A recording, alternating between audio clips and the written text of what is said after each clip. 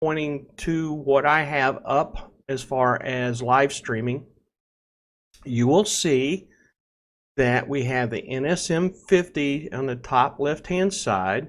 We have the iDirect satellite modem, which is on the bottom side. Those two you will be looking at tomorrow when you start working on the labs. So for the next 2 days, those are the two items you're going to see. You're going to be working with the NSM, but we cover the iDirect satellite modem just to introduce you to it, because you're going to use it quite extensively when you get into Block 9. On the right-hand side is the TISR. We call it the Jerk 239, and we do go through that quite extensively, more than we do the other two. Why? Because it's an older style piece of equipment, and we still have them out in the Air Force. And you're probably going, well, why don't we have the new stuff? Well, unfortunately, we are the stewards of the taxpayers' money. So we work with what we've got until we can get it replaced. Now, with the TISRs in mind, and they're still out there in the field, not as many of them, they're being replaced with something called the P2P 600s or 700s, which is when you compare the two, it's much more superior as far as distance and the capabilities of the new equipment. And, it's meeting the end of its life cycle too. So we can no longer get the thumb wheels. That's the reason why everybody is starting to go to these new P2Ps. And like I said before, we still have the TISRs out there, so you just don't know if you're going to go to the next base and have to work on these. All right. Well, my name is Mr. Mayor, and we are going to be covering a lot today. You notice that we got 2 times to meet up, and the idea is I try to get as much as we can done in the morning, and as well as finishing it up what we need to do in the afternoon. Hopefully this session will only be about 2 hours, in the afternoon about an hour. So cross our fingers and hope we can get through the information, not quickly, but covering it at a pretty decent pace. And again, any questions, stop me, ask, and we'll go from there. If there's anybody else that needs SIA, I set it up according to how you guys are reacting to the material, except for the 2 I just mentioned. Those will be done more often. We'll talk about that later. But if you need SIA, please. I'm on Discord forever, it seems like. Why? Because I'm on at 6. I'm off at probably 8 o'clock tonight. Why is that? Well, I play games, okay? Everybody does. I play World of Tanks. So who doesn't play online games or just games in general? Actually, Sarah, it's funny because sometimes I play World of Battleships, I think. Okay, I play that too. I play Minecraft. Hey, my grandson plays Minecraft, and it just amazes me as what he can do. Actually, he can kick my butt when we play Star Wars. I think it's what's the latest game that came out? Sarah, do you play Battlefront 2? Because that's like all I play. Oh, really? Yeah. Well, let's put it this way. I don't play console. I play PC. I've been stuck on World of Tanks for about 3 years now, just because it's fascinating and I like the history behind World of Tanks. Because, with anything else, it gives you the history of what this tank is and why it was made. When you get to the tier 10 tanks, you're looking, it starts off right at the end of World War I, but the bulk of the tanks are World War II. Then it gets into the Korean War, and it cuts off with that. You also have something called War Thunder, which, yeah, they have some of the older tanks, but it's more of a complex battlefield where you can actually have planes in it too to kick your butt. So does it? So you said it starts with like World War One. Does it have like the Mark V and like the A7 tanks? yes, it has all the lines too. It has the Italian, the German, the Russian, the United States, UK, the French tanks. I've always wanted to see the Mark V's because there's like barely. I think there's only like 3 in the world or 5 or something like that. Well, it'll It's be. all, they're all in Europe, I think. They'll show you, and you can play those. So, but I'm not advocating for just one. And the reason why I'm leading up to these games is everything that we're going to be talking about today has a relationship to these games. Now, I'm sure you guys have been online playing multiple, player scenarios. And if you're in the middle of a battle and all of a sudden your ping rate goes through the roof, frustrates you, doesn't it? Nothing is worse. Yes, sir. How I discovered my ping rate was in one of the battles. We have a river off to the left side, and I always like to go down there because it's a bottleneck, and I can pick tanks off when I'm in a tank destroyer. Well, in this case, I had a turreted American tank, and I was making that right-hand turn to keep myself from going in the river. My ping rate went right through the roof. By the time I got back on, I had drowned because I couldn't make the move. So that's what ping rates do, and we're going to be learning about that when we talk about timing and synchronization standards. Oh, look, it's the first objective. 1 alpha, identify basic facts about timing and synchronization standards. Now, it says a minimum of 70% on the test. This test is 40 questions long. 40. That means that you have to get 28 of these correct in order to pass. I would prefer you get a lot more correct than 28. In other words, you can only miss 12 out of those 40 to get it. So, with that in mind, let's go on to our first setup with the AVAC application. Now, you can see that we're talking about timing and synchronization. The idea here is without delay. When you get delay, there's your ping rate. So it is very important when we talk about the purpose of timing, timing standards, timing sources, time coordination, distribution agencies, timing jitter, and network synchronization. Most of this you've pretty much touched upon, but you didn't realize you were playing with it. So let's take a look at each one of these. Now, what is the purpose of timing? The whole idea here is everything is based off of time. Every day that you wake up, you got a set schedule of where you need to be and what you need to be doing, right? So when you tie that to our technology now, your cell phones have timing on it. All of our SATCOM, your internet, everything that you probably have as far as timing is concerned have touched it. Your banking is reliant upon timing. That's what that SSL is for. When you do encryption, things like that, it's all based off of time. You guys in block 3, when you're doing the time of day, that's based off of time. So it just goes to show you, you guys have handled it. You probably just didn't know a whole lot about it. Now, this picture here shows you the basics of a multiplexer. You can see we got a nipper net, a sipper net, a local switchboard. Now, those are multiple users on one channel. One channel.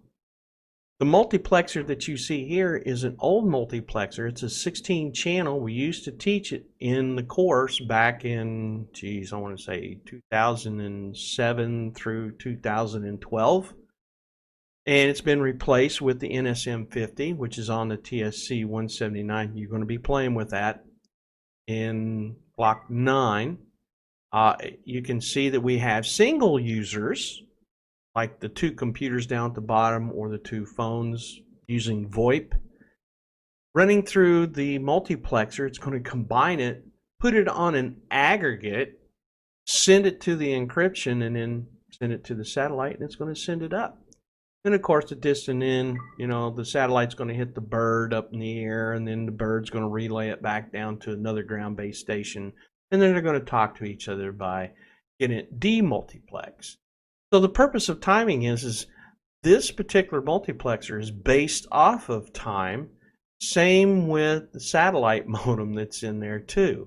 Your encryption is based all off of time. All your computers are based off of time. And believe it or not, your VoIP is based off of time. Let's look at the beginning of time here. We got 4 different types. We got apparent, mean, solar time, atomic time, coordinated universal time, and if you're in my little world, it's also hammer time. Dun, da, da, da, da, da. No? Too early, sir. I got this one. I laughed out loud. It gets you sometimes. Hey, I will come up with puns every now and then, so you got to be on your toes. So those are the 4. And the first one we look at is apparent. This is basically the beginning. How did everybody start learning about time? Well, a sundial is pretty much where they came up with that. Now, when you take a look at that, that's pretty inaccurate. Why? Because you have the Earth's rotation is not a circular orbit. It's an elliptical one. You have the seasonal changes, which means the tilt of the Earth. The Earth also wobbles, believe it or not. And during that elliptical orbit, sometimes the Earth will slow down a little bit, sometimes it'll speed up. So you don't know when using this apparent time. So when we get to mean solar time, this is where the development of everything started happening, technology and that. This is where watches started to come into play. And I always use the analogy of Big Ben. Big Ben is how London kept its time. Everybody referenced their watches to Big Ben, made sure everything is on time. And the nice thing about Big Ben back then is when it chimed, you could hear it for miles. That was the whole intent behind Big Ben. Nowadays, if you look on the History Channel, you can see how it's kept its time, and it is down now for maintenance. They're redoing everything, doing, because with it being mechanical, it wears out. So they're replacing all the mechanical gears and everything else, getting it back into where they can keep it on time a lot better. Now, this universal time, this is started back in 1884, and one of the places that they looked at was Greenwich, England. It's called Greenwich Mean Time at that point. It is the 0 meridian. That's where the 0 line, latitude, up, down, where they classify, okay, we're going to start here, and then, X amount of miles out, there's where the next latitude is, and go from there. And the reason why that started back then is because of who was doing the shipping, because back in the early days, starting 14s, 15s, somewhere in there, when they were trying to figure out if the Earth was flat and, so forth and so on, they had to figure out where they were in the world, and that's where they started developing this time at. Because you got the English, the Portuguese, the Spaniards, the French, the Dutch, and so forth and so on that developed these ships that could go all the way around the world. So they needed to develop time. And when it got to the late 1800s, they were able to refine it to where everything was standardized, so to speak. So Greenwich Mean Time, you're going to hear that a lot, as well as universal time. Then we started going into a more accurate way of life. It's called atomic time. Now this one is how Greenwich Mean Time is referenced, and there's more to it. You also have something called the International Atomic Time. And you see, wait a minute, International Atomic Time does not spell TAI. Don't worry, it's a French word, so French words, excuse me. Because most of it is now in Paris, France, where they're managing everything. So that's the reason why the TAI is different than what we classify it. Next up, we talk about timing standards on Coordinated Universal Time. Again, this is an acronym. You go scratch your head, wait a minute. Coordinated Universal Time is CUT. Why do we have UTC? Well, again, it's French, and I'll show you in a little bit. Universel Time Coordinated. I can't speak French, so please bear with me. GMT at that point in 1972, yes, I was around during that time frame, so be quiet about my old age. Universal and the atomic time now go into it. The idea behind it is when you get more accurate, things start to change. So everything now is based off of atomic time because of the accuracy. So we've gone from mechanical to quartz to atomic. There are 24 official time zones that this particular place has developed. One of the things that we do as far as the military is we have our own time called Zulu. All of our missions are based off of Zulu. Where Zulu referenced Greenwich Mean Time or the Zero Meridian or UTC, whatever you want to call it, it's based off of that zero line. That's how we base all of our missions. We just call it something different. So Zulu. Here is the time zone map that I pulled off of dateandtime.com. You look at this website right here, it is just more than dateandtime.com. It is a plethora of information that you probably wanted to know, but you just didn't know where to find it. So this particular map came off of there, blew it up, cropped it, and all kinds of stuff with it, just so you could see it. Now let's look at the United States and kind of get an idea here. We have Eastern Time, we got Central Time, we've got Mountain Time, Pacific Time, Alaska Time, Hawaii Time, so forth and so on. So we got multiple time zones that just the United States is in. So when we look at this, there are places in the United States that do not observe Eastern Daylight Time. And there's been talk about getting rid of it because we really don't base a whole lot off of the Eastern Daylight Time. A lot of it, they say, is, back in the day, it was about the farmers. The farmers don't care what time it is. They worry about, oh, geez, the sun's coming up, let's go. Well, the sun's going down, I ain't got no more lights, Nowadays, what do? Oh, they turn their tractor lights on and they keep going. If they get up early, they turn their tractor lights on and go. So nowadays, it's not really based off of the farmer or wherever it was supposed to be based off of. Now, when you take a look at the rest of the world, you can see there's some differences out there. And I'm going to point to a few. If you look at Australia, look in the middle of it, you'll see there's some diagonal lines in there. They use the half hour. Let's look at India. There's another place that uses half hours. Now let's take a look at China. Holy crap, it covers approximately 5 different time zones, but they only use one. And that's because they want to keep their country on time. So there you have it. Countries can change it, but it is still within that UTC time, and you can look at England and follow it all the way down, you'll see UTC there, and that's at 0 line meridian. There's also the international date line, which is on the far right there, kind of a funky way of, making it cover certain areas, but that's how they work it. This is the official time zone map, broken out a little bit more so you can see the differences.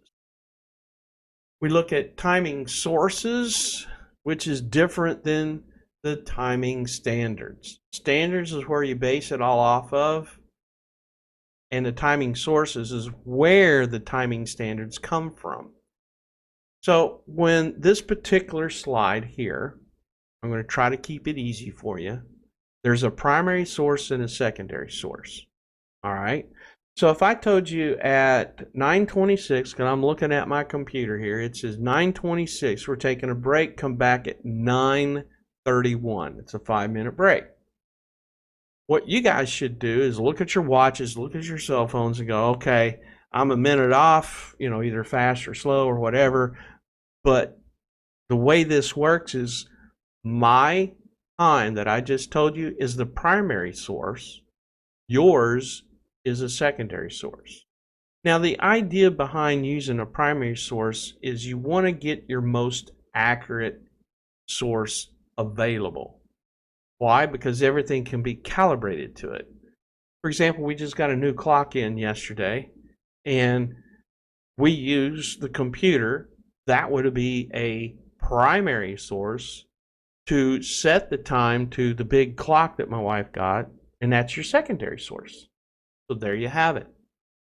That's what this whole paragraph is about. Now, when you take a look at how the time became, well, we used a sundial. There was your primary source. Now we went to a quartz source or mechanical source. Now the mechanical became the primary.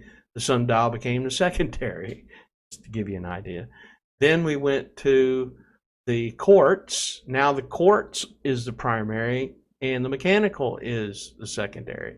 Now we went to atomic, so you can see the progression here of trying to get the most accurate as your primary source. Is it possible that you might have to use a secondary source that is least accurate than your primary source? Yeah, it's possible, but it's something you really don't want to do, but it is very possible. How else did they get to atomic time? They still had to use a quartz to get there. There are two different types of oscillators. I gave you the precursor to that, which is the quartz and atomic. We look at the quartz. There's several things you need to be familiar with. One is it is the least accurate when you compare it to the atomic. It uses something called a piezoelectric effect. You guys remember what a piezoelectric effect was?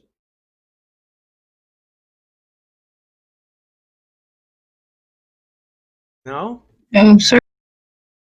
Anybody want to try? I know piezoelectric means like electricity that has to do with like crystals, but I don't know what the effect is. Okay. Well, the piezoelectric effect, you're pretty doggone close, is it's using some type of electrical source to vibrate the whatever it is it's going to be using. In this case, it's a quartz. We've gone back as far as using what's called a mica chip, which is basically a sliver of rock, a very thin rock, because mica is that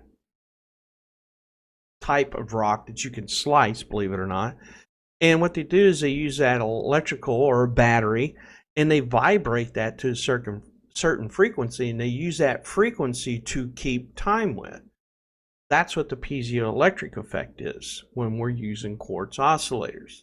There are two factors that keep it from being highly accurate, and temperature is one of them, but it can be controlled. And aging, that's par for the course. When you use it, it gets old, it starts deteriorating, and pretty soon you just can't use it anymore.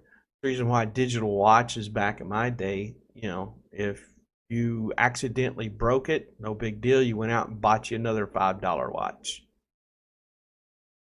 Then you have atomic oscillators. These things are highly accurate when you compare them to the quartz. There are two different types that we use out there, and now we're starting to see the newer atomic times, but in the Air Force inventory that I have used is definitely rubidium. I know that cesium is used in our GPS satellites. Same with rubidium. The older satellites have rubidium, the newer ones have cesium, and they're talking about not doing these anymore because apparently we can do the GPS mainly from ground stations using all the antennas that we have for cell phones. To be seen.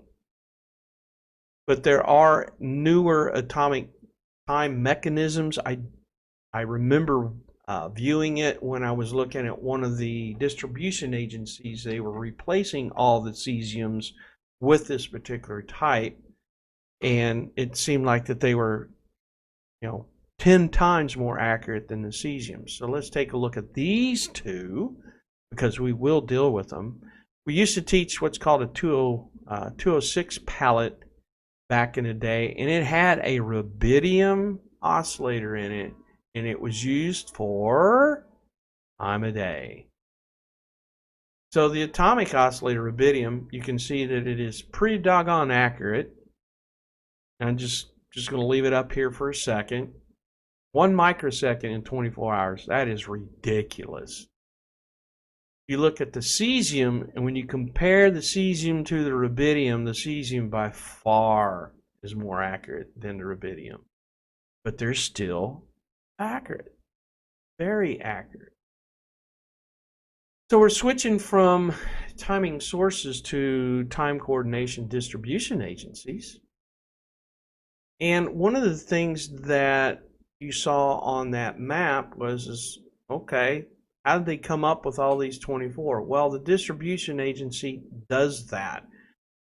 What they've ended up doing is they focused in on Paris, France, and you're going to see this first one pop up. And this is where they keep all the accurate things that you need. I'll tell you more here in just a few minutes. One of the things they came up with was they decided that with this time coordination, you had 86,400 seconds, or what they call separate events in the day. Now, that is the standard. That's how the atomic oscillators are generating the 86,400 every day. It is very possible that, because they do drift, but it's a very rare event.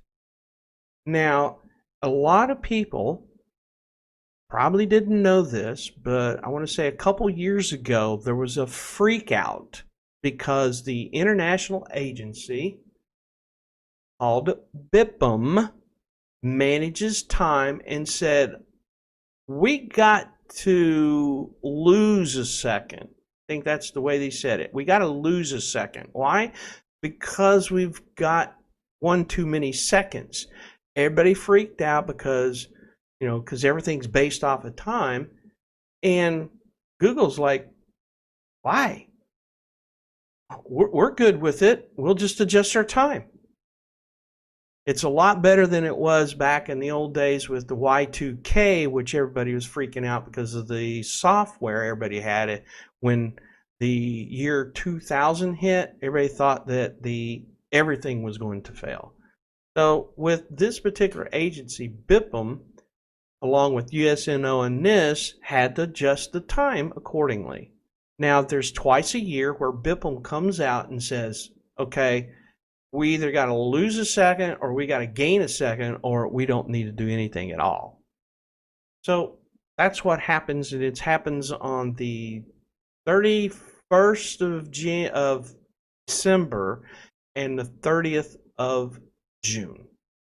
And this year, they said we didn't have to adjust. So there you go.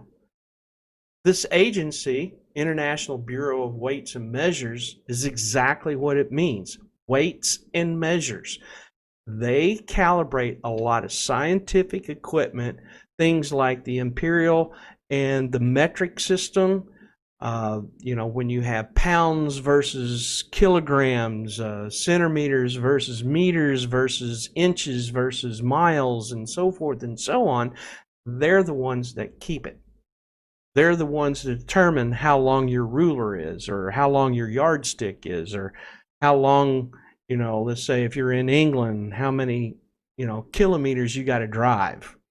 So, or we call them clicks. It is based out of Paris, France, maintains the UTC. That's part of their job. And that's where we get a lot of our timing, and as well as our 24 hours and so forth and so on, the map that I just showed you. Now, the whole idea behind it is this is where the primary standard is kept. Remember, I talked about the primary versus the secondary. They are the primary standard. Everybody else is a secondary. If you take a look at this link at the bottom, you can see this page. Top left-hand side, it says, and I'll try to pronounce them, it says Bureau International des Poids et Mesures. Okay, again, I'm not anybody that can speak French, so, but I do want to point to the right-hand side where it says meteorology area. Okay, this is right next to World Meteorology Day 2020. It says acoustics, ultrasound, and vibration. Yeah. Tuning forks. That's one of those things that they may have to calibrate. Now, most of your scientists send all of their gear here, and they calibrate them if they need to be calibrated. Chemistry and biology, electricity and magnetism, ionization, radiation. Oh, we need that one, don't we? We got length. There you go. Mass and related quantities. I could never pronounce this. Photometry. Whatever it says, and radiometry. Excuse me. Thermometry, time and frequency. See, they're the ones that manage this. And units. Now, you can also look at the tabs at the top and go through it. It's a fun place to go. Make sure that you have your English turned on, or you're just really going to have fun trying to figure out what they're trying to say. But again, this is the English version. I had the English, turned on. If you wanted French, you could probably do it that way. Just depends on what you are looking for. Next up, the BIPM provides timing for USNO. BIPM provides timing for USNO. USNO is us, DoD. We use it primarily for our GPS as well as satellites. You can see that our time on the computer is also based off of this. If you want to impress your friends, there is a phone number there, 202-762-1401. You're going to call them up. It's going to pick up, and it starts going to give you time hacks. I think it's every 10 seconds. The first time hack, or depends on which part of the time you end up with, you will get either the UTC time or everybody's popping in and out again.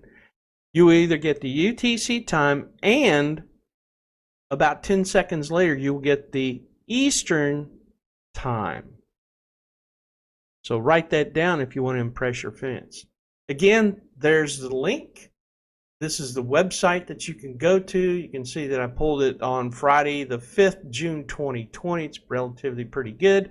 And it says 21:39:36 UTC, Universal Time. Again, everything is based off of Universal Time. We look at the next one, which is what I call the civilian time, and this is called NIST, National Institute of Standards and Technology. This is based out of, their headquarters is in Maryland, but all of their sites that they transmit HF, and in one case I think it's called medium frequency at 60K, We had WWV, which is the headquarters. They don't send out anything. WWVH is Hawaii, and WWVB is Boulder, Colorado. Again, you can call these people up at 303-499-7111, and all you're going to get is UTC every 30 seconds. Now, if you get onto the HF site, or HF frequencies, I'm crossing my fingers that you guys played with it in Block 4. Normally what we do as a military organization is the first thing we'll do is when we fire everything up, instead of doing a radio check, we'll try to go to WWVB and listen to 2.5, 5, 10, 15 or 20 megahertz to make sure that my receive works. Then I'll try to do something to where I can verify that my transmit works with the antenna. Did you guys play with the radios in Block 4? Yes, sir. Okay. Did you try the time hacks? Or did you just do communications with each other? I think we did radios in an earlier block. Right, it's in Block 4. But, well, yeah, you could have probably did it in Block 2 if they sent you out there, which is the Prick 150s. We do have them in Block 4, and we should have the NIST already programmed in there. But that's how you check an HF radio the easy way.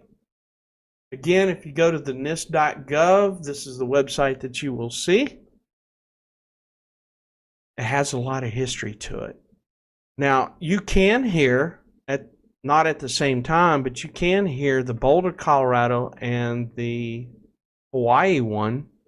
How do you tell the difference? Well, the Boulder, Colorado is a male voice. The Hawaii one is a female voice, and it's all based off of history. The NIST itself was born in the late 30s, early 40s. I want to say 41, 42, mainly to keep everybody informed, during the war. And then when Hawaii was bombed, that's when the second one, or Pearl Harbor, was bombed. That was the second one that got established pretty doggone quick. But the history is where they set it up at. They had a lot of erosion and almost swallowed the whole antenna farm out there. So they had to put it up on top of a mountaintop after that. Anyway, a lot of history with that. So we look at timing jitter. And what is timing jitter? Oh, gee, ping rate based off of time. If you get timing jitter, you could have one of the two. You got short term or long term. Short term is pretty easy to correct, and the way you correct it should be something classified as an elastic store. So let me try to explain an elastic store for you. Elastic store is one of those things that you can relate to when you get on YouTube and the video doesn't start right away. It'll start doing that little circle thing. And then at the bottom, you can see where your buffer starts getting the information. Should be a transparent line, and you can see it keep going. And then all of a sudden, the solid bar line will start kicking into gear, and your video and audio will start. Well, that's what that elastic store is, basically a buffer. So it's storing the information. It's calculating how fast it can get the information, and it wants to wait until it has enough information so it can play the video, still get the information, and not have the video stop and start and stop and start. That's pretty much what an elastic store does. So it gets all that information. Now, back in my day, they had something called, when we had CDs, we had something called a Walkman. which was a CD player, and they came out with this so-called elastic store. They didn't call it that. They just said it was an anti-skip. You could whack it and click it, and it wouldn't skip on you, and all that kind of stuff. That's because of the elastic store. Now, back in my day, again, you bumped into a CD player, it would skip and go back to the first song to go to. So, how technology has improved. Next up, we have a long-term jitter. Now, this one is when we talk multiplexers or servers or the network in general. Because there is this timing issue of getting from point A to point B, and I'm going to give you an example. Are you going to have the same amount of time if you got to travel, let's just say, 1,000 miles? Is everything going to be on time? Because of the delay to get from point A to point B, it takes time to get there. So there's going to be a delay. So if you have two highly stable clocks, and one is sending information to the other, and they received it, it's not in time with their clock. So what happens is all that information gets lost in there and they can't communicate. But au contraire, they figured out a way to work it, called phase lock loop. So what it does is it compares the time from the internal multiplexer to the time that it got received, and it syncs everything back up. So that's how it works, phase lock loop. And when we get into the Jerk 239, where we do signal flow, I'll show you where a phase lock loop system is in there and try to give you that, how the line clock compares to the incoming clock and how everything gets synced up. Except we're dealing with frequency. There are 4 different types of network synchronization. We have plesiochronous, mutual, master clock, and master slave. Now, au contraire, you look at that first one, it says plesiochronous. I always call it the dinosaur because it's a lot more simpler to understand.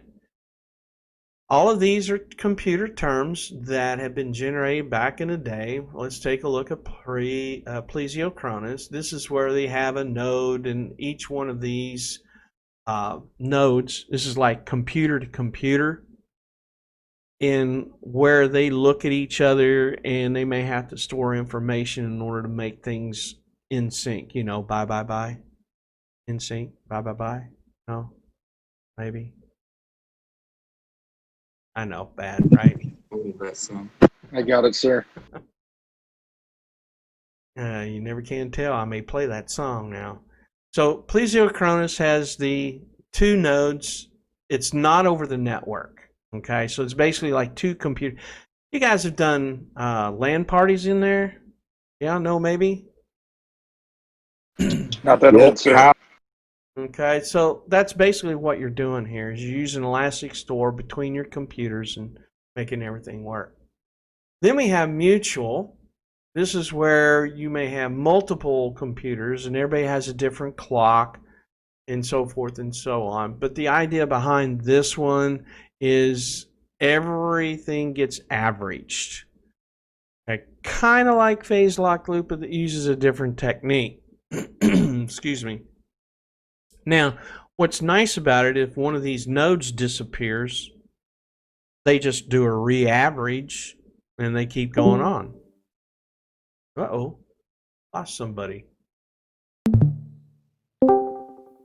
Wow, you guys must have some really bad problems over there. While I'm thinking of it, we lost somebody again.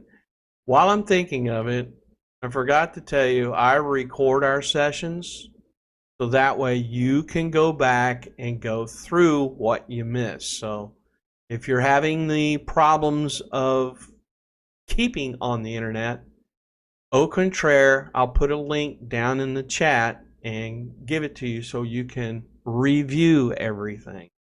You don't have to look at the whole thing, just fast forward to whatever you need to review on. That's what I try to do for you.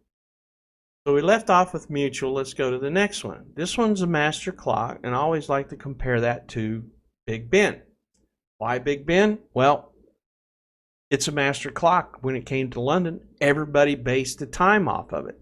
If Big Ben went down, everybody was freaking out because they didn't know what time it was. I give an example back in okay, never mind. When I was in high school, we had a master clock, and we also have an intercom system. With the master clock, it failed my senior year for about 2 weeks till they got it, put in place and repaired. And all they could do was the principal had a clock, alarm clock, and it would go off. He would get on and say, okay, it's time to change class. Okay, time to be in the classroom, and that's how they worked it. So when the master clock fails, everything fails if it's based off of the time. Why? Because that master clock in the principal's office, when it went, it also stopped every one of the other clocks in the classrooms. Next up is something called master slave. This is an old term used for when you had multiple hard drives. You physically had to remove a jumper to make one the master and the other one the slave. Normally you would put the operating system on the master one and the slave would have all of your files. Yeah, that was pretty old back then. Back when we had like a 286, a 386, a 486, you were lucky to have a 20 megahertz, 20 meg hard drive. Woohoo! Now what do you got? Terabyte, if not higher? Yeah, getting crazy. But anyway, the reason why they use this one in the DoD is because if the master clock fails, there's another clock to take over. It's just like with bases right now. Back when 9/11 hit, they sent the president to Barksdale. Barksdale is the alternate command post for the commander-in-chief. Once everything was cleared, they flew him to Nebraska. That's the primary one.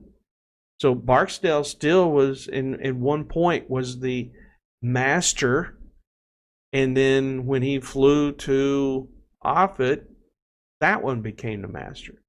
So there's alternate bases, just like timing. I think ours is based off of the USNO timing. If it was to go, there's other bases that would take over for it. So we have backups to the backups.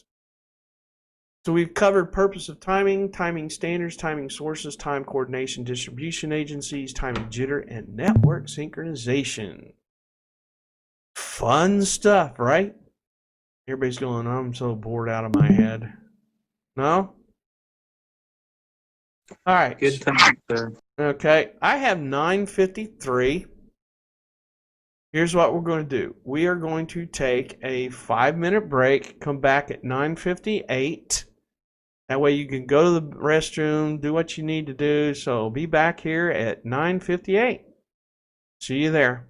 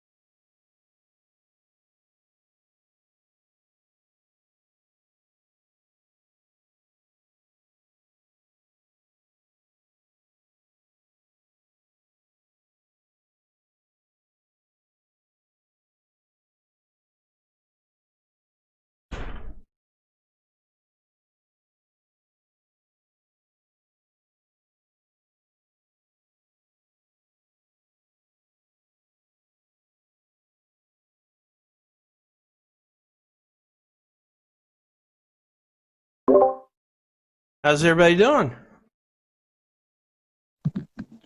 Doing good, sir.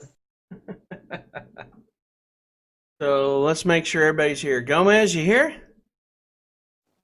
Yes, sir. Hensley. You. Airman Hensley. All right. He's not back yet. Mitchell. Here. Rodriguez. Yes, sir. Lawhorn. Baker. Here, sir. Smith. Here, sir. And yes, you guy. Moran. There you go. Yeah, here, sir. Okay. Hensley. Hensley.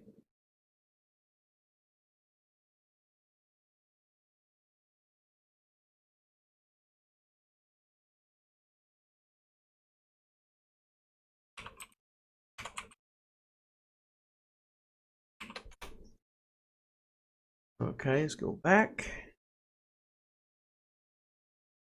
Not fun. Hensley, you still here? Yes, sir. Okay. By the way, I like your title when I went in to send you that message. All right. Oh. Thank you. Let's make sure that we got our next one up and running.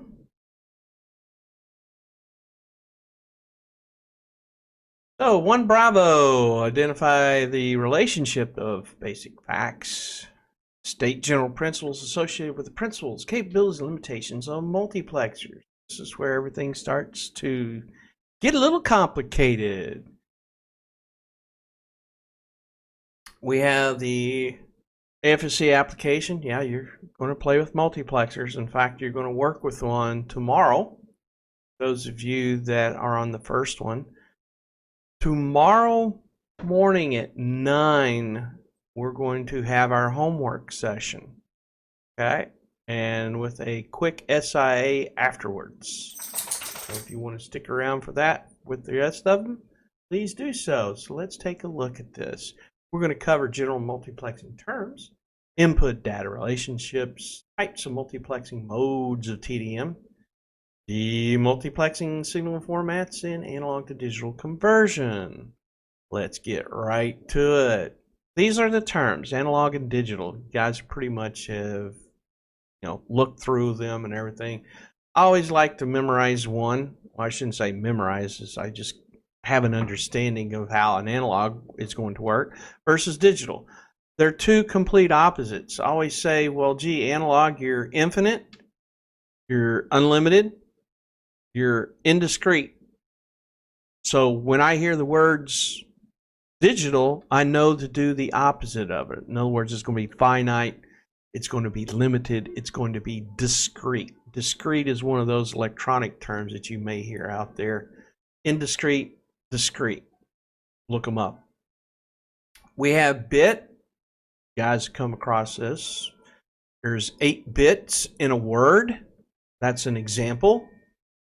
We have multiplexing. This is where we're going to combine 2 or more channels or users into a single composite aggregate is one way to look at it. So you're going to hear terms like composite signal, aggregates, mission bit stream, mission traffic. There's many different ways to describe that ones and zeros coming out of the multiplexer. And it could be anything. It could be your VoIP, it could be the data from the computer, it could be a video, you name it. It could be anything.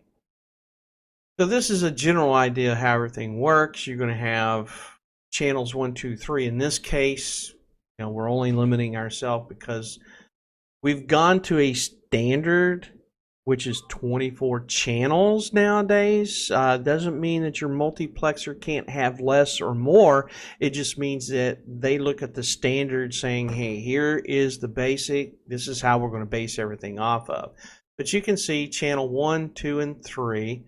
Channel 1 has the diagonal bars. Channel 2 is a solid bar. Channel 3 is the horizontal. And it's going to take one from each one of them and then rotate again, one from each one of them, and keep going and going. This is what an aggregate stream is going to look like. We have something called sampling, not to be confused if you go to a buffet. It is not the same. This one is you have a horizontal section that you're going to divide in equal sections for a period of time. Normally it's 1 second, so you're going to divide how many you're going to sample that waveform in 1 second. And what you're going to do is you're going to check on each one of the sections at that particular point, and you're going to draw a little pulse there. That's what it means by sample. So that one little pulse that you took a sample from, that's a representation of that duration. Frame, this is how we keep everything sequential. Okay, channel 1 goes into channel 1 slot, channel 2 goes into channel 2 slot, and this is saying from this is how I'm making everything, so when it gets to the dissonant end, then I can put it in channel 1, then I can put it in channel 2. Why? Because of the frame bits there. So that's what happens. Frame consists of a sample from each channel, so it can identify, hey, you're channel 1, you're going to go here. Channel 2, you're going to go here, and so forth and so on. That way they don't get mixed up when they get to the dissonant end, because the last thing you want is somebody sending you a message when you're expecting a video, and it's not from the person that you want. Kind of reminds you of phishing, doesn't it? Non-information bits. What do they mean? Well, they say the additional bits added to the user's input data after sampling. Well, what that means is, and you heard the example of an 8-bit word. 8 bits is the intelligence. Everything else is non-information bits, but it's needed. You need things like frame bit, start bit, stop bit, stuffing bit to keep things in time when you send it, and then when it gets to the dissonant end, it's got to know by using these non-information bits, where's it got to go? When does the word stop? When does it start? Do I have stuffing in there? So those are things that non-information bits do. Now, I'm not sure if you ever heard of the word overhead when dealing with your multiplexed information. Overhead is additional information that's added to the intelligence or that 8-bit word. That's how bandwidth is made up. You can't have an 8-bit word being sent down without all the other information, because they don't know where it needs to go. You don't know where it starts. You don't know where it stops, and so forth and so on. Bandwidth can be meaning a couple different things. It can be how fast you are. What is the frequency range that you have? So bandwidth is kind of an interchangeable term for just about everything when it comes to like speed and frequency. Asynchronous, this is devices that have 8 bits. In other words, you're sending 8 bits down the pike here. In this case, when I'm moving my mouse, it's telling the computer what to do with the cursor. Keyboard, when I'm typing out a message, so forth and so on. It also deals with sending the information to the dissonant end. For example, I can sit here and manipulate what you're seeing just by coming over to OBS and making this small, large, whatever. So that's what you have. You also have something called, with asynchronous, you have stop and start bits because of the flexibility of asynchronous. Now we're going to get to Boingo here in just a few minutes when we talk about async using the computer style, because that's what it is. Async and computers go hand in hand.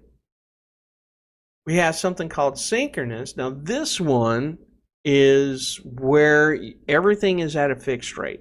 Kind of reminds me of a train coming up to the depot, and you got multiple trains back behind it, and you're constantly going, okay, when you have only one place to offload and upload. So the train pulls up to the first boxcar. It has X amount of time to unload the passengers and put the passengers on. If you don't have any passengers to unload, that's wasted time. But you may have passengers to load. So, and here comes the next box car. It may, have passengers, it may not. So again, every one of those box cars has a particular time to come in here and to upload or download information to go to the distant end.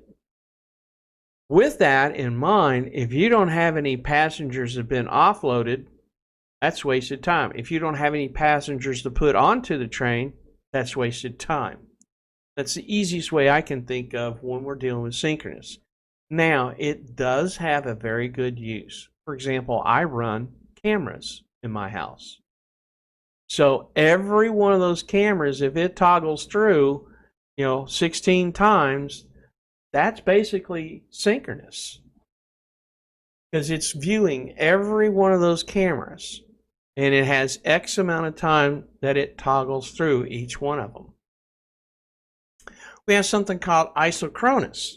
This one is the asynchronous, which is a stop and start bits and all the other stuff, at a synchronous rate, which is a specific time to offload and download.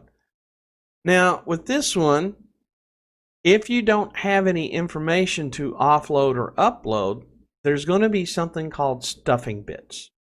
Stuffing bits is to make sure that the time is kept accordingly. You can't deviate from the time. Now, this one, back in the day, was used for our vids for the WSA. Now, you're probably going, what is he talking about?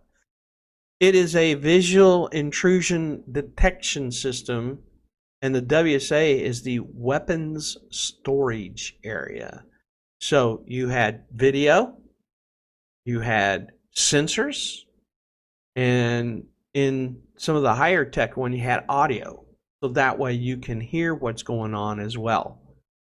Some of these systems are quite complex, especially if you are in a nuclear facility. And it's quite sensitive, because now not only do you have sensors and video on the outside of the fences, you also have video and sensors on each of the storage areas, which is ridiculous. And if you get stationed in Minot, North Dakota, you'll see how big that WSA is. It's huge, and they got sensors everywhere, as well as video and audio. So this is a steady stream. It's a lot of overhead, and there's that non-information bits with the information itself. I always call it isochronous, a big bandwidth hog. We used to program it in the FCC 100. Yes, we did programming. And it was a huge problem, because if you had other users on there, you first had to take care of isochronous first, and then you had to work the rest of them as far as what the cards could do in their bandwidth. Next up, we have FDM. This is frequency division multiplexing. This is basically the early stages of cell phones. That's one way to describe it. And I still remember having to deal with a lot of people who did not understand it. And if you only have, in this case, a 3-channel site, that's what we called them, 3-channel sites, and you're traveling along the road, there's a very good chance when you get to the next cell site, it may only have 3 channels, but if someone is on it, if you got 3 people already on it, you're going to get kicked off. So that's the problem with the basic frequency division multiplexer. Is if you weren't able to capture the channel, because it would scan through and find out what channel that was available. When you get to the next site and all the channels were filled, you wouldn't be able to get on it, so you would get dropped. Well, fast forward on to today, and now you can we still have the phone scanning for those channels, but the nice thing is they always have enough room on there for you, what we call time division. So they'll just have a section where you may have to wait a little bit to get on when you start broadcasting. Pretty quick though. We're talking microseconds, if not nanoseconds here. This gives you an idea of what each one of these are doing. You got channels 1, 2, 3, 4. You can see the frames. They say interleaves all samples into the frames before transmitting to the distant end. What does that mean? It means that it's telling each one of those channels by putting in a framing bit, hey, if something happens along the way, at least I know that this goes into channel 1. That's what interleaving does. And we'll talk about that later on in the course. We always talk about two modes. We've got sync and async. Synchronous, this is the one where we waste bandwidth if we don't use it all the time. This gives you an idea of what happens when it's wasted. It still uses that time till it comes back around. You can see frame 1 where A, B, C, D, that's all being used. Frame number 2, you can see that Charlie is nowhere in there. That's wasted time. Then you get to frame 3, you can see that Bravo and Charlie are not there. That's wasted time. And then when it comes to frame 4, holy crap, you got a lot of wasted time there. So we go to async. This is how computers work nowadays. When you start working or trying to get onto the Wi-Fi and so forth and so on. It does increase the multiplexer's efficiency. However, I'll explain this in just a minute about Boingo, and why you can't get on is what you should be able to do. Let's take a look at this. You can see that frame 1 is A, B, C, D, Alpha, Bravo, Charlie, Delta. It's full up. Why? It's maxed out. Frame 1 is. Frame 2, you can see that we're missing Charlie, but look what happens. We're not wasting the time, so it's going to be quicker to get to frame 3. Look at frame 3, it only Alpha and Delta, so it's going to be quicker even more to get to frame 4. So this is an example of what happens during the day when everybody needs to get onto the web, internet, and so forth and so on. Is frame 1 is showing you, crap, everybody is on. Someone may be waiting to get on. And then as the day progresses later on that night, let's just say 9-ish, when everybody starts going to bed, they get off the internet, and now your frame 2 starts to happen. And if you are on nights, you finally come in, you might see frame 3. And then at that 1, 2 o'clock time frame, frame 4, when you're on playing your games, you're going to have a field day. You're not going to see a ping rate. You're not going to see problems getting online. So that's what Boingo is all about. Now please remember too, Boingo is also at the mercy of the Air Force. If the Air Force needs the bandwidth, they're on the base, the Air Force gets priority. Now if you're off base, that ain't going to happen. It's only on the on base that the Air Force can dictate what priorities you get. So during the day, you guys probably don't get a high priority. During the night, because everybody's off, I shouldn't say everybody's off, most people are off the internet, there you go. You're going to be able to access Boingo a lot easier and be able to do the things that you want to do. And this is an example of asynchronous at a synchronous rate, better known as isochronous.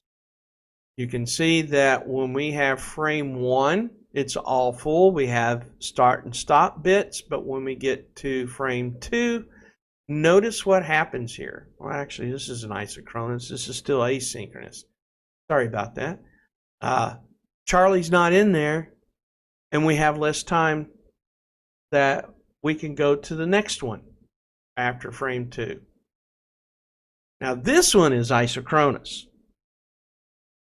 This one, you can see that in Charlie, we had to stuff it to keep it in time. And that's the difference between async and synchronous.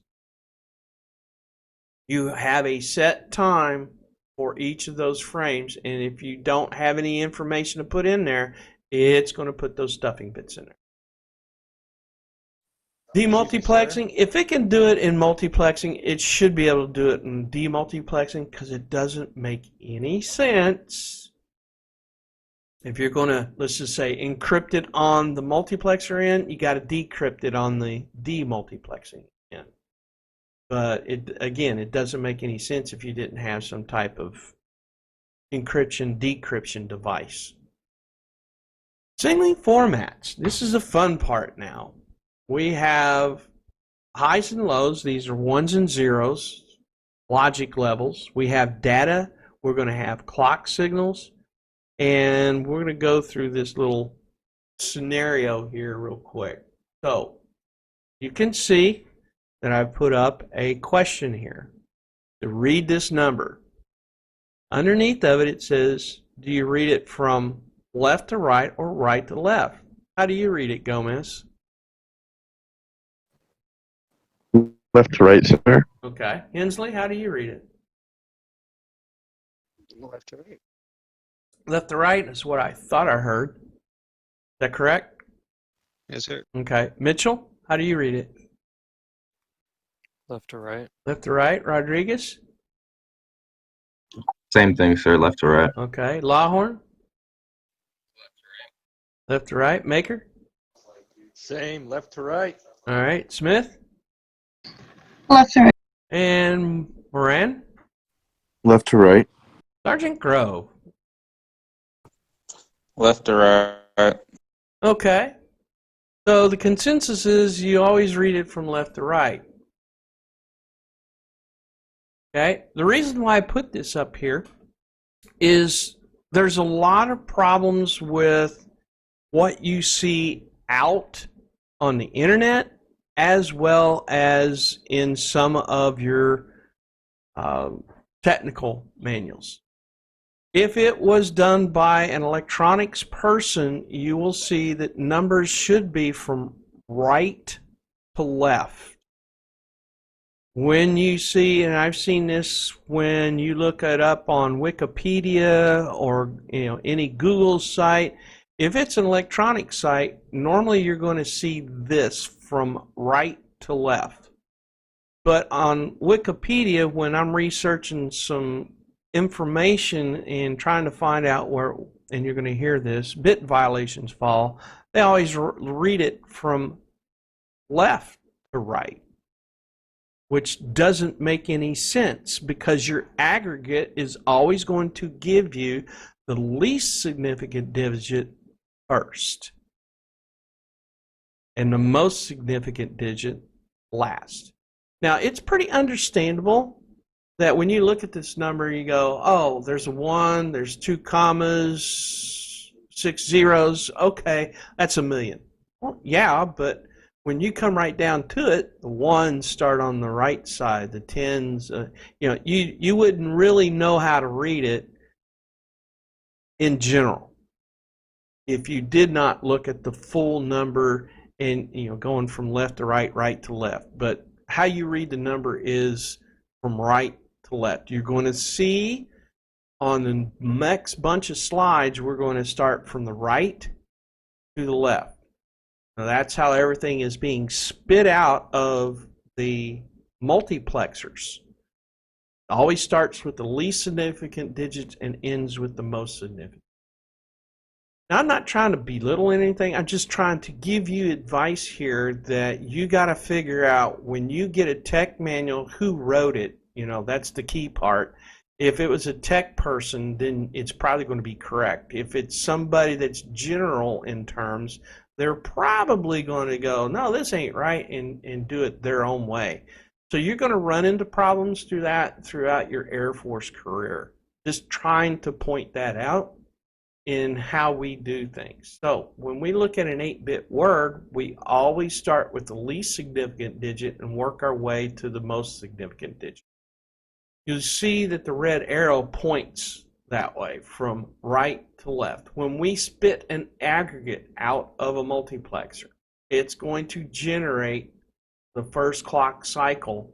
When I say clock cycle, it's going to, and this is a general electronic term, and it always likes to go positive first. On occasion, I've seen it go negative first. Just depends on how everything is set up. You're going to see signals that are going to be mixed.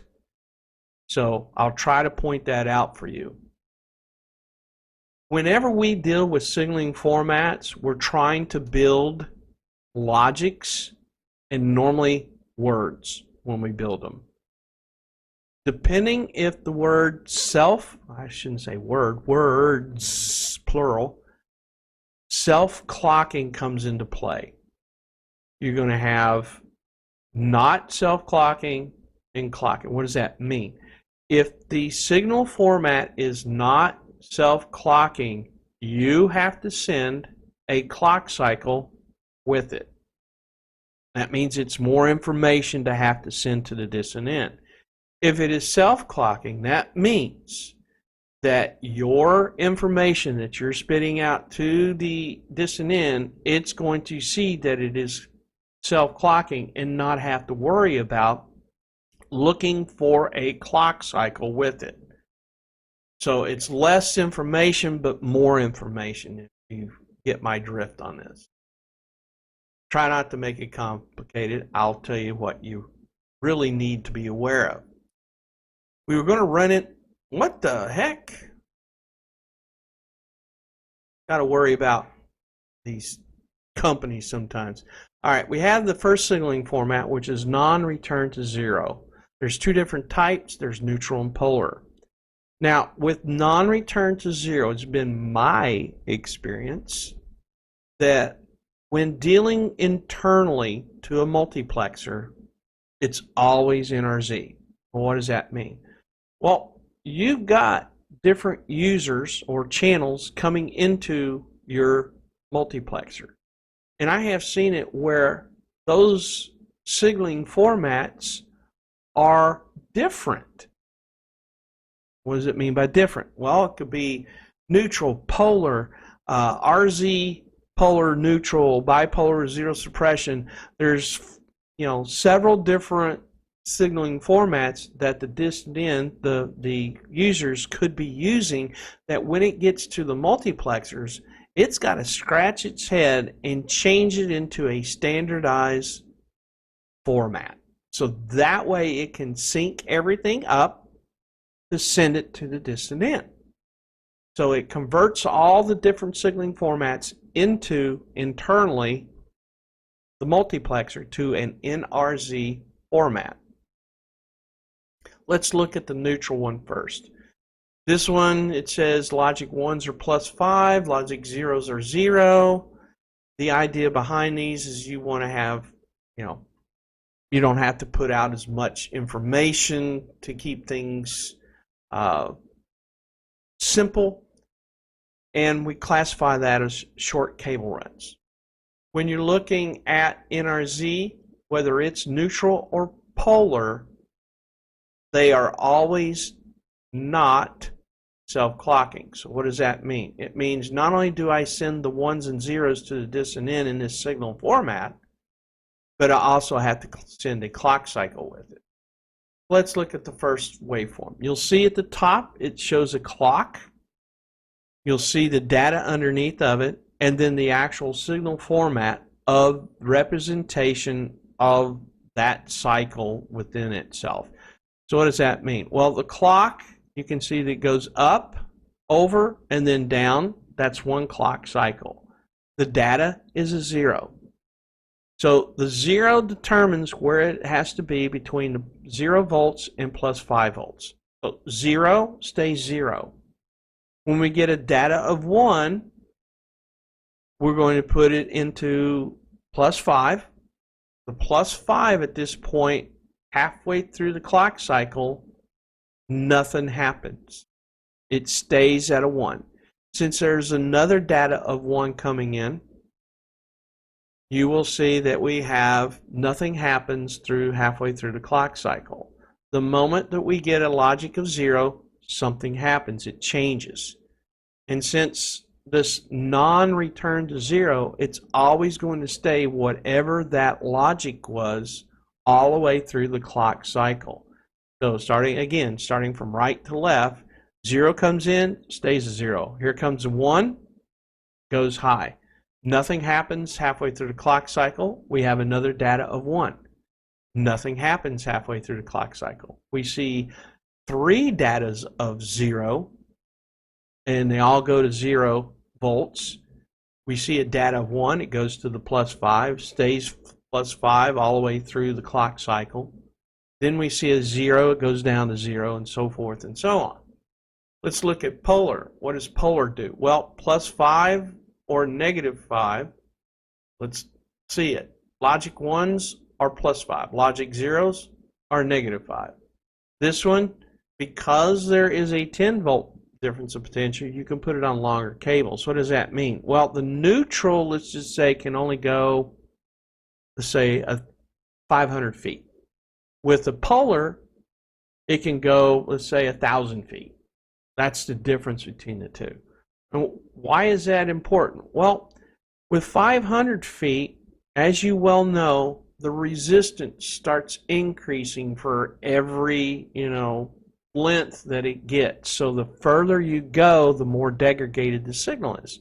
Pretty soon, if it was over, let's say, 500 feet for neutral, it couldn't determine if the 1 was, let's just say, at a +2. It wouldn't be able to decipher if it was a +2. It's looking for a +5. So the computer on the distant end, or whatever the device is not going to be able to determine what it is. But if you go with polar at a 10-volt difference of potential, you're going to see a lot more difference in potential as the distance gets longer. You'll be able to determine whether it's a 1 or a 0. Again, NRZ is not self-clocking whether it's polar or neutral. Here's what the polar looks like. Looks identical to the neutral, except it's a 10-volt difference. That's it. It never returns to 0 halfway through the clock cycle. Let's go to return to 0. There are 4 different types. We got neutral, we got polar, we got bipolar, and then bipolar with 0 suppression. Let's look at neutral. This one is not self-clocking. This one is a +5 is a 1, and the 0 is always a 0. Those are your logics. You'll notice that first sentence there, it says the +5 then returns to 0 halfway through the clock cycle. Well, this is where the clock cycle becomes prevalent. Normally, when we reference the clock, we're talking about internally to a multiplexer devising these signaling formats. So the data comes in, again, starting from right to left. 0 comes in, nothing happens. We get a 1. It goes to +5 halfway through the clock cycle. It goes back down to 0. Just the name it's saying. RZ, return to 0. Meaning halfway through the clock cycle, it's got to return back to 0. Again, another piece of data of 1 comes in. It's going to go to the +5 and then come back down to 0 halfway through the clock cycle. You got 3 zeros in a row, nothing happens. The next data of 1 comes in, goes to the +5 and returns to 0 halfway through the clock cycle. Here comes a 0, stays 0. So forth and so on. Let's go to RZ polar. Logic 1s are +5, logic 0s are -5. Look at this one. This one says self-clocking. How is it going to be self-clocking? Let's take a look. So you have again, starting from right to left, you can see that we have a clock cycle. A 0 piece of data comes in. It goes to a -5. Halfway through the clock cycle, it goes back up to 0. Here comes a 1. It goes up to +5. That's where the logic of 1 happens. It goes back down to 0 halfway through the clock cycle. Next data 1 comes in, goes up to the +5, comes back down halfway through the clock cycle. Here comes a 0. back down to -5, because that's where the logic is, and then back up to 0 halfway through the clock cycle. You can see with every piece of data, it always returns to 0, regardless if the data is 0 or 1 halfway through the clock cycle. So this is emulating the clock itself, so that's the reason why it's self-clocking. So it does not need the additional clock to be sent with it. Let's look at RZ bipolar. Now this one's a little bit different. The word bipolar means just that. If there's any logic of ones, it's going to alternate between a +5 or -5. That's the reason why it's called bipolar. The problem with this one is any 0 is going to stay 0. And it can't be self-clocking. However, if you add the 0 suppression to it, it becomes self-clocking. Let's take a look at this. First, data of 0 comes in, nothing happens. Here comes the first data of 1 comes in, it goes to the +5 and back down to 0 halfway through the clock cycle.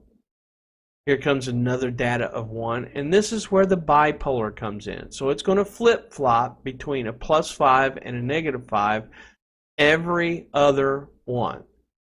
So depending on the data, determines which side it flips. So you can see we got 2 1s, they flip-flop. Go through 3 0s, nothing happens. We get to the first data of 1, or the third in this case, third data of 1.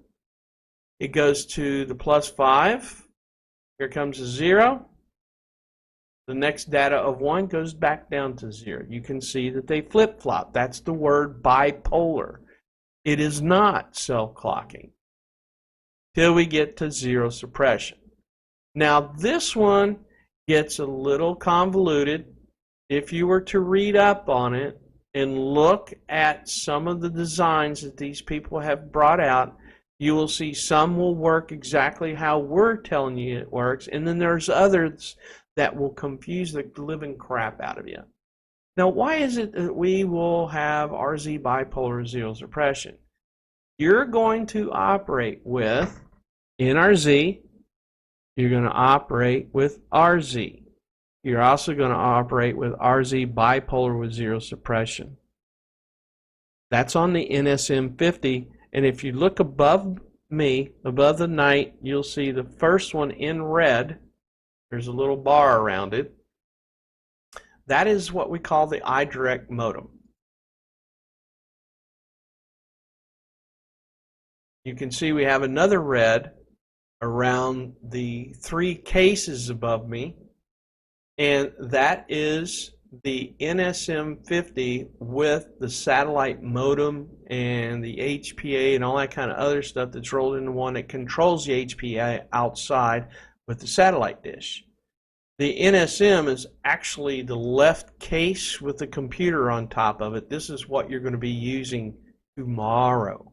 That's the NSM50 case. It's going to be using a couple of these that we go over. So with the bipolar with 0 suppression, it's also known as alternate mark inversion. Now, the study guide workbook shows you a configuration where it throws a bit violation at the 8th 0. Let's take a look at this one, I think, which throws it at the 4th 0. It does. Okay, so this works just like regular bipolar. This is self-clocking too. From right to left, we got a 0, nothing happens. We got a 1, going to flip to the positive.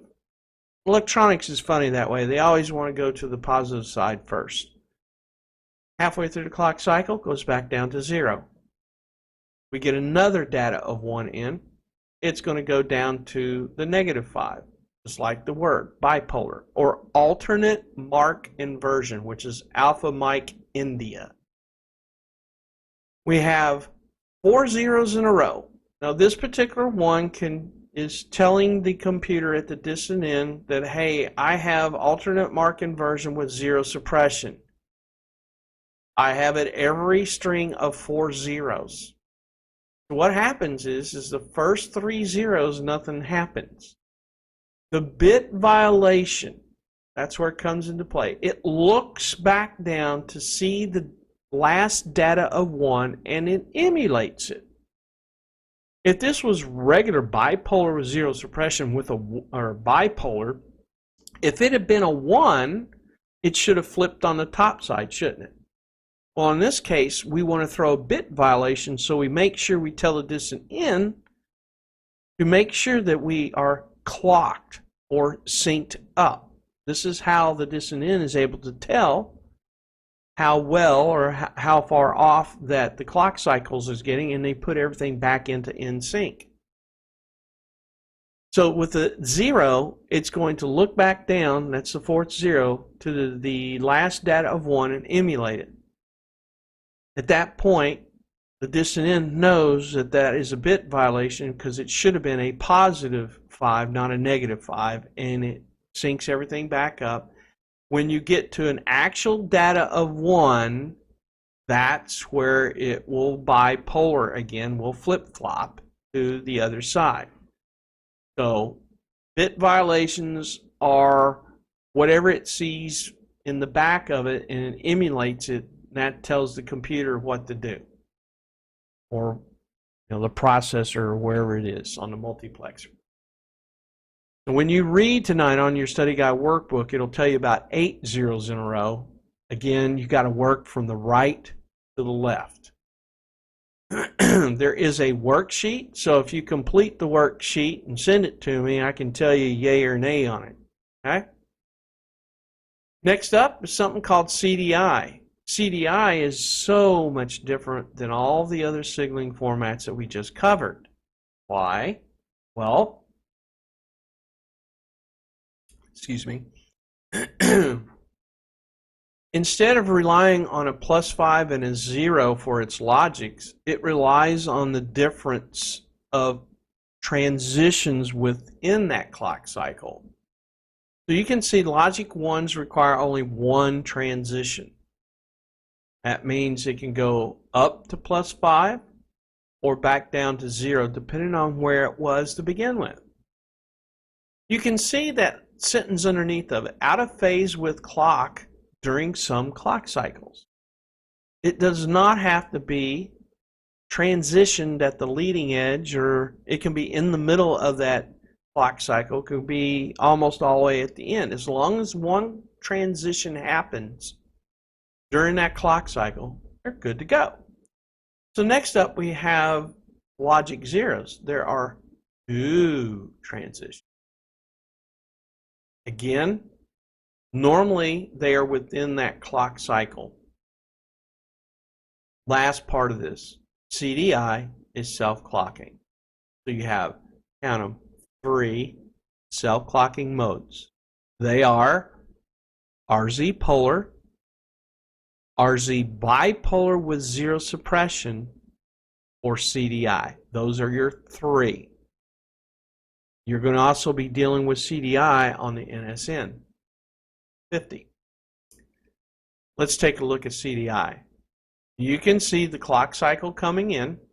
You can see that we have a data of 0. There will always be 2 transitions within the clock cycle. We have a data of 1.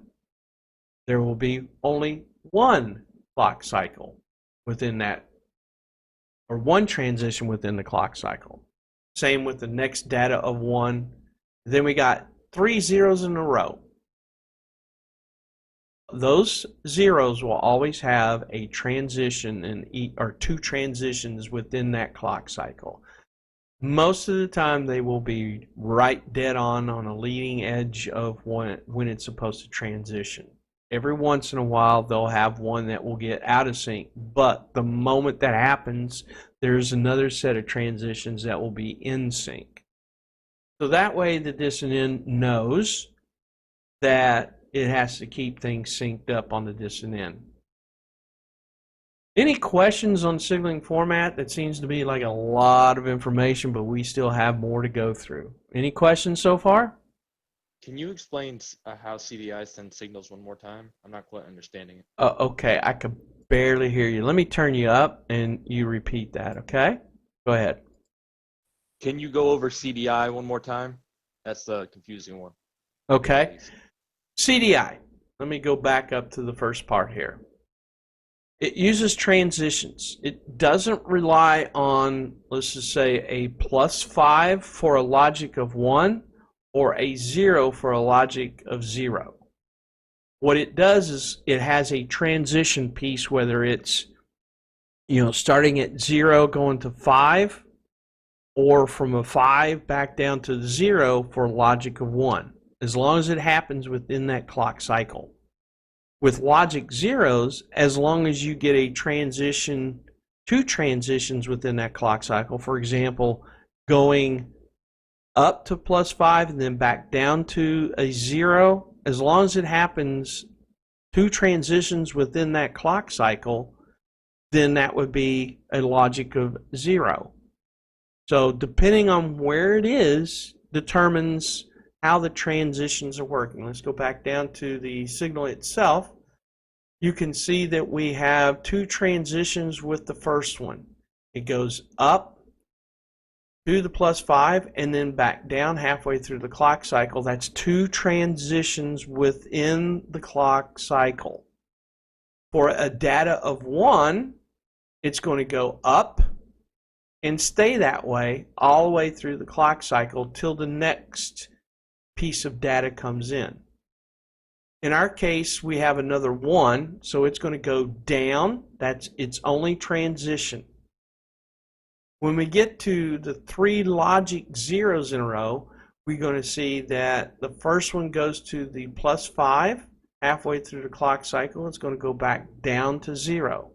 We're going to see that 3 separate times. Now this is where it changes a little bit from what you just saw, is when we come into this next data of 1, it goes high, it stays high. Now if you take a look back at the other zeros, it was going from 0 to +5 and then back down. With this next data of 0, and again working from right to left, you will see that it goes down and back up, as opposed to the other 3 zeros where it went up and then back down. So as long as you have 2 transitions within the clock cycle, that is a logic of 0. Thank you, sir. That really cleared it up for me. Okay, sometimes, again, you have the recording. I'll do my best to get it up by late tonight. Normally, with the length of these videos, it gets really long and it takes time to upload them to the YouTube channel. So, and I'll send you the link. Just you're going to have to be patient with that one. Any other questions on signaling formats? Okay. The goal here is to explain how these signaling formats work, but the 3 key self-clocking ones are important, i.e. the RZ polar, RZ bipolar with 0 suppression, and the CDI. All 3 of those are self-clocking. Everything else is not. NRZ does not self-clock at all. You always got to send a clock cycle with those. Next up, we have something called Nyquist theorem. What is Nyquist theorem? Well, if you were to research this, the gentleman's name is Dr. Nyquist, and he came up with this. And this is the equivalent of what you guys did in Block 2, called PCM, Pulse Code Modulation. This is the individual who developed it. What did he say? Well, the whole paragraph there is it's easiest if you say 2 times the highest audio frequency equals the sample rate. So in other words, what he developed is he said, we're only going to do this for when we make communications with the radio. So he did his research and he saw that most of our radios go from about 300 hertz all the way up to 3K hertz, and some actually goes up even higher. And this one, it shows you 3400. I've actually seen one go to 36. But he said, you know what, just to make things easier, let's go from 0 to 4,000 because that's pretty much where most of the human voice range is. Now, granted, you're going to get some go down into lower, bass type sounding voice. And then, of course, you're going to hear the soprano voices in there, which are very high. And he just kept it simple. He said, we're going to do the highest audio will be 4K. Which means that if I take it times 2 a second, I will get 8,000 times a second to sample it. Here comes sampling. Interesting. So that's what Dr. Nyquist said, because we're going to get into something called pulse code modulation. Pulse code modulation. Now, at this time, we pretty much have spent 2 hours doing this,